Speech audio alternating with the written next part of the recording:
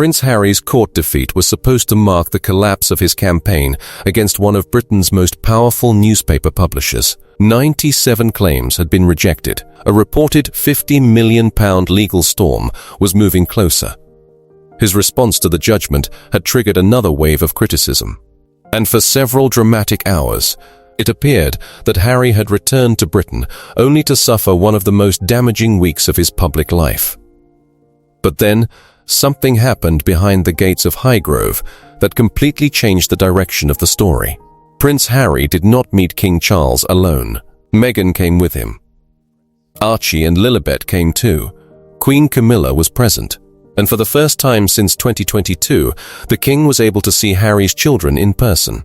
There were no cameras, no official family portrait, no carefully produced Netflix sequence, no public balcony appearance. The meeting was kept private, and that privacy may be the most significant part of it, because the real Sussex story is no longer simply about a prince losing a court case or a duchess selling lifestyle products in California. It is about two completely different versions of Harry and Meghan now existing at the same time. One version is still fighting the British press, challenging institutions, issuing angry statements, and facing the financial consequences of an unsuccessful legal campaign. The other version has quietly crossed the Atlantic, entered the king's private home, and placed two grandchildren back into the life of a grandfather who had barely seen them for 4 years. That is not a minor change. That is a dramatic contradiction, and it raises a question far more important than whether Meghan's latest honey, jam or candle receives positive reviews. Are the Sussexes finally attempting a genuine private reconciliation, or have they simply discovered that royal proximity remains the most powerful currency they possess? On July 7th, Prince Harry and 6 other claimants lost their unlawful information gathering case against Associated Newspapers, publisher of the Daily Mail and Mail, on Sunday. In a 436-page judgment, Mr. Justice Nicklin rejected all 97 claims after finding that the claimants had not proved their allegations to the required legal standard. The judge stressed that suspicion, even when understandable, was not enough. That point cannot be softened. The allegations were extremely serious. They included claims involving phone hacking, private records, surveillance, and other unlawful techniques. But serious allegations require convincing evidence, and the court concluded that the evidence presented did not establish what the claimants said had happened. A central problem involved private investigator Gavin Burrows. Material previously associated with him appeared to support allegations of widespread, unlawful activity, but he later disowned important parts of that evidence. The judge found that his credibility had been comprehensively undermined and described his evidence as evasive, inconsistent, and at times extraordinary. For Harry, this was not just another legal case. He had made his campaign against sections of the British press part of his public identity. He had presented it as a battle larger than himself, a fight for accountability, privacy, and people who could not challenge powerful media organizations alone.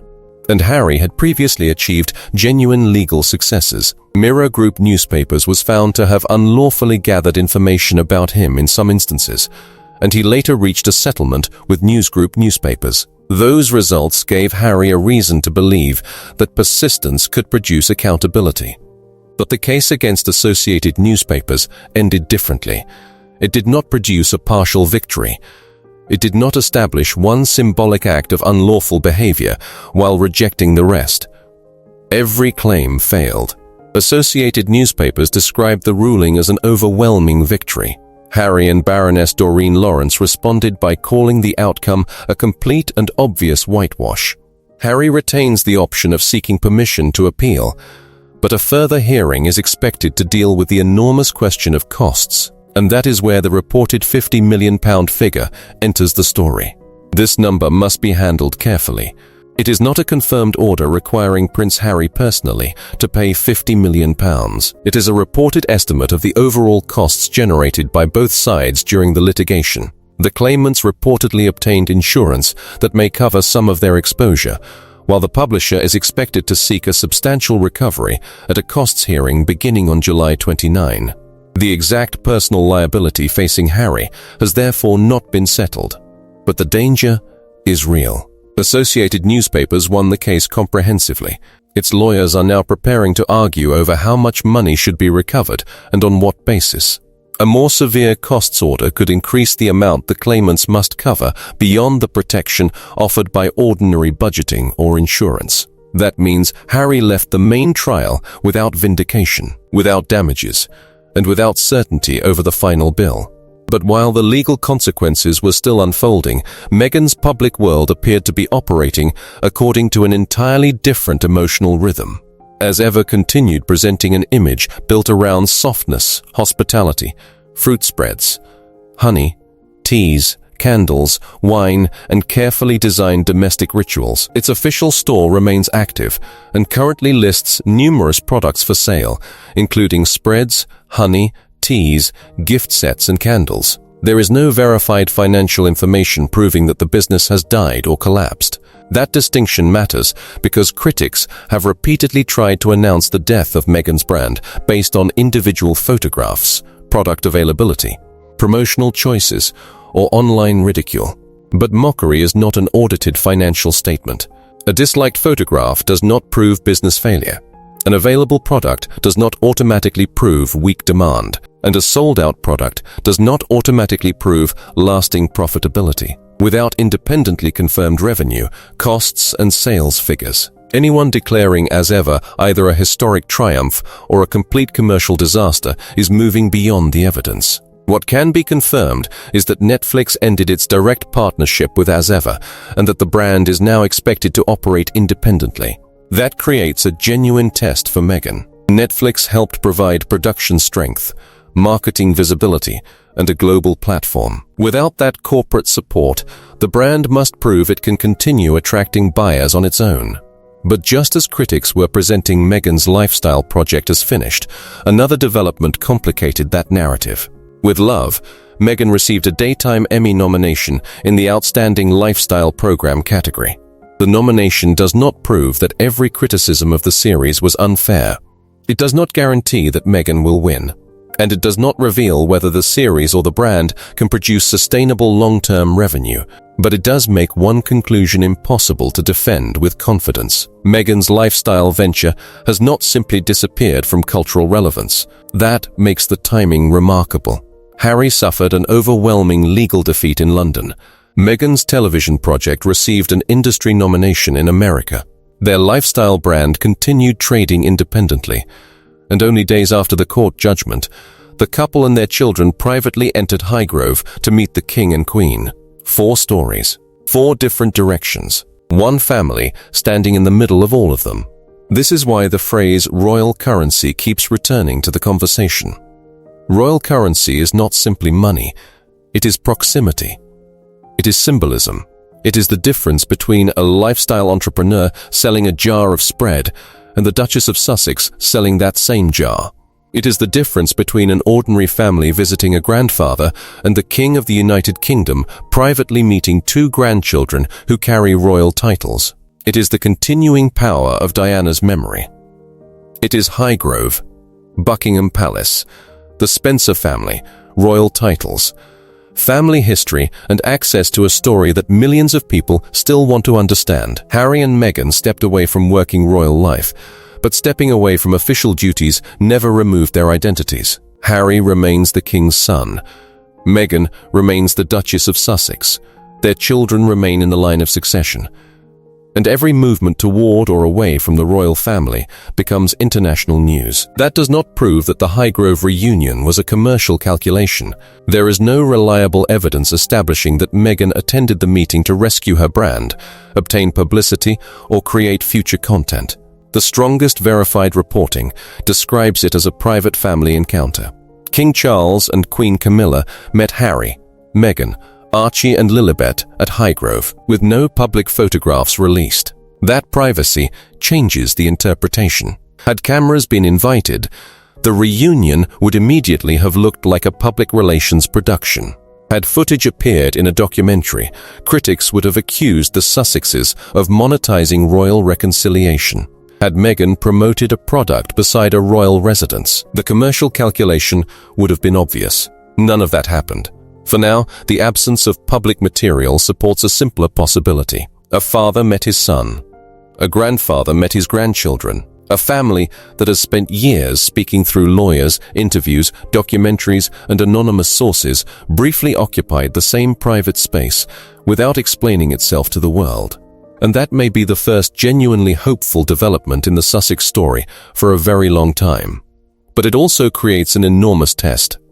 Can the meeting remain private? Trust between Harry and the royal family was not destroyed by one argument. It was damaged gradually, through interviews, allegations, memoir revelations, documentaries, legal disputes, and the fear that private conversations could eventually become public. One private meeting cannot erase that history. It can only create the possibility of a different pattern. If details of the Highgrove conversation begin appearing through competing briefings, the reunion may become another source of conflict. If Harry discusses it in a future interview, royal caution will deepen. If unnamed palace figures attack Meghan's presence, Sussex suspicion will return. But if both sides remain silent, the meeting may establish something the family has repeatedly failed to create: a private channel that does not depend on public performance. This also makes the earlier speculation about Meghan's absence look far less reliable. Commentators had suggested that she had abandoned Harry during his legal crisis. Some treated her absence from individual engagements as evidence of marital instability. Others claimed she would not return to Britain, or that Harry was facing his worst moment alone. Then, Meghan arrived with their children and attended the king's private family reunion. That does not reveal the condition of their marriage. No outsider knows what happens inside their relationship, but it demonstrates why absence from one event should never be treated as proof of separation, abandonment, or divorce. Public schedules are not marriage records, body language is not sworn evidence, and speculation repeated by several commentators does not become fact through repetition. The same caution is required with the idea known in parts of the press as Project Thor. The phrase has been used in commentary to describe an alleged effort to create some path for Harry back toward the royal family. But there is no officially announced palace initiative carrying that name, and no confirmed proposal to restore Harry as a working royal. The Highgrove reunion proves that personal contact is possible. It does not prove that institutional restoration is being planned. There is a vast difference between a father welcoming his son privately and the monarchy returning that son to constitutional or public duties. A private family meeting requires emotional willingness. A working royal role requires trust, discipline, public confidence, security planning, government coordination and agreement across the institution. Nothing currently establishes that those conditions exist. Prince William's position is especially important, but it must also be discussed honestly. There has been extensive reporting about the breakdown between the brothers. Reuters described Harry's relationship with William as strained, and William was not presented as part of the Highgrove gathering. But there is no verified public evidence proving every claim that William ordered the family to reject Harry, fought with Charles over the reunion, or personally operates a campaign against the Sussexes. What can reasonably be said is that William and Charles occupy different positions. Charles is Harry's father. William is Harry's brother and the future king. Charles can consider a private reunion primarily as a family matter. William must also consider the future stability of the monarchy he will one day lead. That institutional difference exists even without a secret feud. William has to think about precedent. Can someone leave royal duties, criticize the institution publicly, and later regain proximity without demonstrating long-term discretion? Can private conversations occur without becoming books, interviews, or documentary material? Can reconciliation happen without reopening the rejected half-in, half-out arrangement? These questions do not require William to hate his brother. They require him to protect an institution that depends heavily on trust. At the same time, Catherine's recent public appearances have created an unavoidable contrast, not necessarily with Meghan as a person, but between two completely different public roles. Catherine completed the National Three Peaks Challenge within 24 hours to raise money for the Royal Marsden Cancer Charity following her own cancer treatment and recovery. She also visited Evelina London Children's Hospital as its patron. These appearances fit naturally inside her established royal position. There is no confusion about why Catherine is there. She represents the crown. She supports a charity. She visits patients. She raises funds. The photographs communicate duty, because duty is the foundation of her public identity. Meghan's position is structurally different. She is no longer a working royal. She is building private commercial ventures. Therefore, every appearance is judged not only by what she does, but also by what she may be selling, promoting, or positioning. That does not make Catherine morally superior in every situation. It does not make Meghan's business illegitimate. But it explains why the two women are covered differently. Catherine's public role is institutional.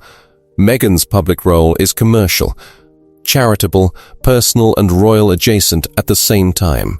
The complexity creates suspicion even when suspicion is not supported by proof. This is the same problem Harry encountered in court. Suspicion can be emotionally powerful. It can sound persuasive. It can dominate social media. But it is not evidence. Harry believed that private information appearing in newspapers pointed toward unlawful methods. The court required proof and concluded that lawful sourcing explanations had not been displaced. Critics believe Meghan's visit to Britain must have been motivated by commercial need. But unless evidence emerges, that remains interpretation rather than fact. Supporters may believe the Highgrove reunion proves complete reconciliation. That also goes beyond what is known. One private meeting is not a restored relationship. One Emmy nomination is not guaranteed business success. One court loss does not prove every complaint Harry has ever made about the press was false. And one lifestyle promotion does not prove Meghan was indifferent to her husband's legal crisis. The truth is more complicated, and therefore more interesting. Harry has won press cases before, but lost this one comprehensively. Meghan's brand has attracted criticism, but continues operating and is not proven to have collapsed. Their relationship with the monarchy remains damaged, but a private family reunion has now taken place. The king has reopened a personal door, but no official royal role has been restored. The Sussexes still benefit from royal recognition, but the Highgrove visit has so far been treated with unusual privacy. This is not a clean collapse. It is not a clean comeback. It is a family and a brand moving in opposite directions at the same time. The most difficult question now concerns what Harry and Meghan want the next chapter to become. If they want genuine reconciliation, private family moments must remain private. If they want commercial independence, as ever must succeed through product quality, customer loyalty, and repeat business rather than constant royal association. If Harry wants legal credibility, any appeal must focus on identifiable errors in the judgment rather than simply repeating his disappointment. If the palace wants healing, it must avoid using private contact as a weapon in anonymous briefings. And if commentators want to claim that the Sussex marriage, business, or royal relationship is collapsing, they must produce evidence instead of turning speculation into breaking news, because the next few weeks could reveal far more than the verdict itself. The July 29 costs hearing may clarify how much of the reported legal bill the claimants must actually pay. Harry must decide whether to seek permission to appeal. As ever must continue proving that it can operate without Netflix's direct partnership. Meghan's Emmy-nominated program will face a new wave of attention, and the royal family must decide whether Highgrove was a single emotional exception or the beginning of carefully controlled private contact. The most shocking possibility is not that Harry and Meghan are finished. It is that the story may now be entering a far more unpredictable phase, a phase in which he is legally weakened but personally closer to his father. A phase in which Meghan's brand has lost a powerful corporate partner but gained industry recognition. A phase in which the Sussexes remain outside the working monarchy, but have once again entered the king's private home. A phase in which the court has rejected Harry's allegations, yet the royal family has not rejected Harry himself. That is the contradiction nobody expected. The court doors closed against him. The gates of Highgrove opened, and somewhere between those two events lies the real future of the Sussexes. If the reunion remains private, it could slowly rebuild trust. If it becomes another source of leaks, accusations, or commercial content, it could destroy what little trust remains. And that is why the next revelation may be more important than the 97 claims, the reported £50 million cost figure, or any lifestyle product Meghan has ever launched. The verdict told us that Harry lost his case. Highgrove showed us that he may not have lost his family completely. But whether that private opening becomes a road back or one final door that closes forever will depend on what Harry and Meghan do next.